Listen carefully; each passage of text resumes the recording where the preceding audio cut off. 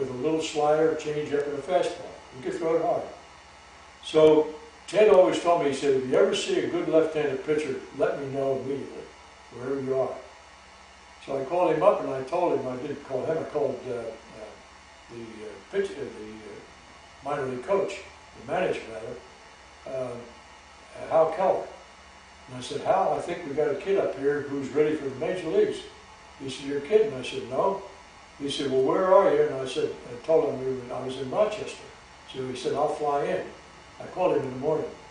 So he came in and we had some dinner and went out to the ballpark. And when he strikes out the first three. Got 2 strikes on the second guy and his arm broke. That was the end of it, right there. So. Why was that your fault? Well, it was my fault because I didn't know what Johnny Sain knew, and I didn't know about it until I was coaching at George Mason. I talked to Sain. Sain told me that high school coaches make a mistake because they wait until the kid's a senior before they start teaching them how to throw a breaking ball. When, as Sain said, he said they should be started when they're 8 or 9 years of age, at half speed. Starting them throwing breaking balls when they're 8 or 9. Half speed. Now a lot of little leagues don't allow pitchers to throw breaking balls. That is exactly right. Right. That is exactly right. So they're wrong. Well, I could throw a slider. You think a little league umpire would know what a slider was? Cincinnati Reds used to not allow their minor league pitchers to throw sliders because they were so hard on the arm. That's right. Yeah. But I think Johnny Sain ought to be in the Hall of Fame, and a lot of managers shouldn't be. Yeah, he ought to be in there as a pitching coach, that's for sure. Yes. Yeah. But they don't have a position for that. I guess. Well, he was a pretty good pitcher, too. Oh, boy, yes. Yeah, Spawn and Sain and pray for rain. Yeah. Spawn and Sain in 2 days early. Hey, so was he in Boston with the Braves? Yes. And you were with the Red Sox? Yes, Oh, okay. yes. That's where I first saw him. First, I talked to him about it. I said, man, you're something else. He said, what do you mean? I said, 9 out of 10 breaking balls are going to be curveballs. And I didn't know that there were different speeds of curveballs and there were different breaks on a curveball until I watched him. And as a matter of fact, I struck out Mr. Mantle 5 times in one game, shipped him back to the minor leagues. The next time he came back, I got him 8 more times. And Mickey Grasso used to kid with him. He said, why do you come up here with a bat? So, yeah. Anyhow, and I ran into him down in Florida. And I told him what the Little League, what we were doing with the Rookie League. And he said, why are you talking to me about it? I said, because we need money. And he called his agent over. He said, I'm going to give him this card with my name printed on it. He said, if he comes to you with this card, give him whatever he wants. So she turned around and she said, how much do you think it's going to cost? I said, I figure it's going to be around $100,000 to get it logged in and get it going. And she said, okay. Just like that. Of course, I never had to go back with it because we did not follow through with the Rookie League and just let it go until, what's his name, the little second baseman was with New York. He was in the Washington farm system at Geneva. Brian. Who? Brian, his name is. Oh. Brian, what's his last name? Oh, okay. Anyhow. Oh, well. Again, I forget my own name. Yeah, Doyle, Brian Doyle. Oh, okay. He he and his brothers started the first organized league of teaching. And they come in, they work either 2 days, 3 days, or a week. And of course they have groups now that are traveling all over the country. And he's also working with the alumni, and which I was very happy. The good thing happened to me when Chuck Hinton came over to me and we were playing against each other, and he said, how can the football teams have an alumni and we don't have one? And that's where it started, right there at George Mason. Yeah, that's great. I said, I agree with you. So 9 of us got together and in a touchdown club in Washington, and that was the beginning of the alumni, which now has 5,000 members. Now you've taught or coached at most levels. Is there a level at which you've seen that a lot of the players coming to you need to be untaught things they've learned before? Pitching is an art form. Teaching is an art form. So consequently, you can't say how much do you learn to a particular point where, like a fellow by the name of Pete Appleton had a double breaking curve. So Bucky Harris asked him to stop throwing the double breaking curve. And he said, give me a good reason why. He said, because it breaks once at the plate and once over the fence. So the double breaking curve, exactly what it was in 1939, was actually a slider. Which nobody knew what it was because the first time they ever seen it. So they called it a double breaking curve, and all the sliders pitches then were thrown off the fastball with no signs. So nobody knew if you felt like throwing a slider, you threw a slider. Okay. It was to answer your question, I think that you have to make the smallest target available to you with the knowledge that you are totally relaxed and you know you're going to hit it.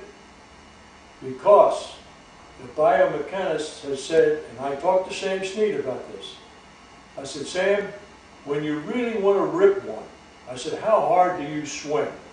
He said, 85%. What do you think the project, when it went under biomechanics, what do you think it came out with? What number? 85%. 84%. Okay. Well, I figured You went Sam over Steve- 84, and the coach hollers, go hard, go hard. Yeah. He's ruining this situation because you can't go hard and be under control. No. It's just like when I was at Mason, I went to the head of the PE department and I said, I want somebody to teach me exercises for particular muscles so that we can put it into the program so we won't have so many sore arms. So he turned me over Dr. Henderson, was that his name? Anyhow, I went into I called for an appointment, went in, talked to him, and he started giving me all these Latin names. And I guess I had a smile on my face, and he said, you look like you have a smile on your face. He says, you know what I'm talking about. I said, yes, I do. I said, you know all the Latin names, and I know how to do it. And he said, yes. He said, that's true. Yeah. He said, but there is somebody that just came into the situation of athletics. He said, and I think it's very important. He said, and I'll give you her name. I said, better yet, he said, I'll call her. So he calls Temple University in Philadelphia to Dr. Toffler. And he told Dr. Toffler I was a baseball coach and introduced me. So I said, Dr. Toffler, I'm not interested in the Latin names. I'm interested in what you found to be a very important part of all athletics. She said, I found the center of balance. So I said, well, where is the center of balance? She said, it is right directly in back of the umbilical cord and approximately 4 to 6 inches lower with females because of their pelvic structure. I said, okay. I said, that's wonderful. I said, but how do you control the center? She said, you're the first one to ask me the question. She said, so I'll tell you the answer. She said, you use 2 poles and not 1. I said, specifically, what are you talking about, a pole? She said, you laterally rotate to the right side if you're right-handed, and then laterally rotate to the left side if you're right-handed. And all positions against, all athletics against the ground is based with that motion.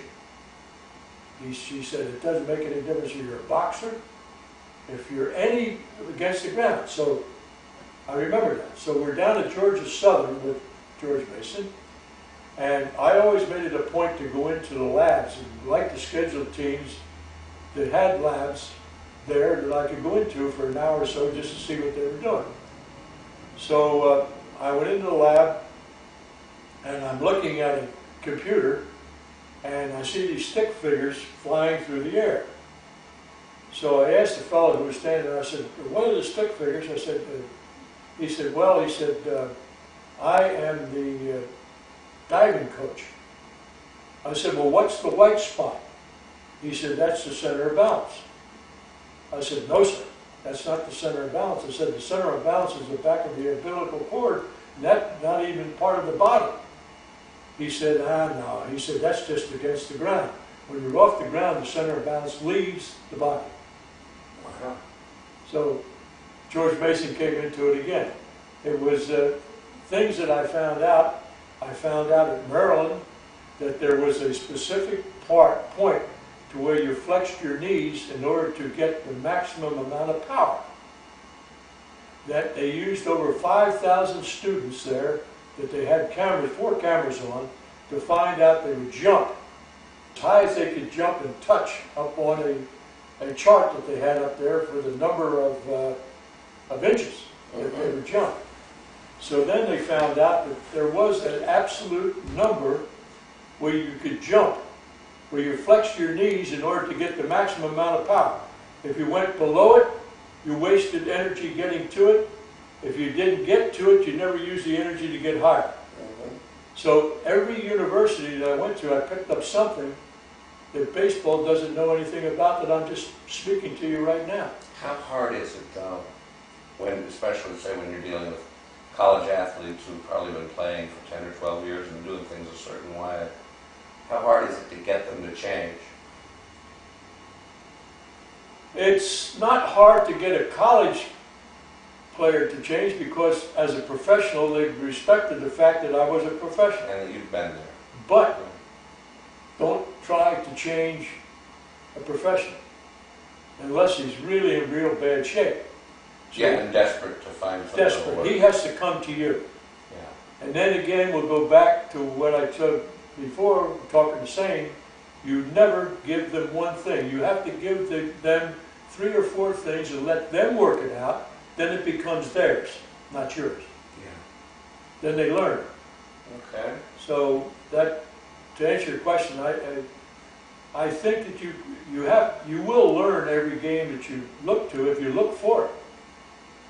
And there are a lot of players like Ellis Kinder won 24 or 5 games at Boston, and he struck out 14 Yankees with a change of pace. And his locker was right next to mine. I said, Ellis, where did you come up with that change? He said, I don't know.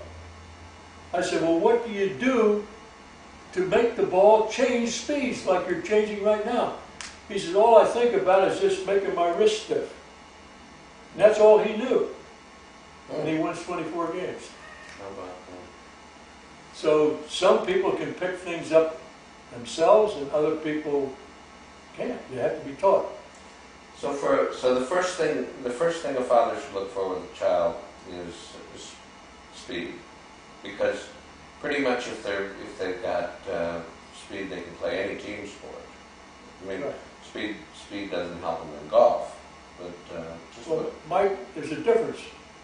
When you're talking about speed, if you're talking about major league speed, this is really fast. Yeah. But if you're talking with a kid, it doesn't make any difference, because he doesn't know how to run the bases anyhow. Right. So you let all kids play. I want every kid to learn how to play baseball. It's a great American sport because it teaches you everything about life. So the sooner you learn it, the better you're going to be. But even so, speed shows that the kid is going to have a higher level of talent. Well, you grade him number 1. Yeah. Because you're going to be grading on a scale of 4. You got 1, 2, 3, 4 on your chart. He might be a 4 runner. He could be a 1 runner. Okay. But there's some kids who develop slower than other kids. You can't classify them all the same. I understand that. There are some kids who are exceptional at 8 And they never progress. and never progress 1 step. Oh, I saw that.